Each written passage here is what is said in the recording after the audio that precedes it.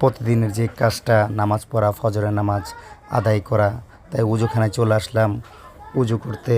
আর অবশ্যই আমি কোনো সময় ব্রাশ দিয়ে দাঁত মাজতে পারি না, যেটা মাজলে আমার দাঁতে আমার নিজের কাছে আমসি আমসি লাগে, ভালো লাগে না। আমি সবসময় মেসওয়াক দিয়েই দাঁত মাজি, কিন্তু মেসওয়াক দিয়ে দাঁত মাজলে আমার সারাদিন অনেক ভালো লাগে। আপনারাও চেষ্টা করবেন মেসওয়াকটা ব্যবহার করার জন্য। আর আমি প্রতিদিনের মতোই ফজরের নামাজ আদায় করে দোকানটা খুলি।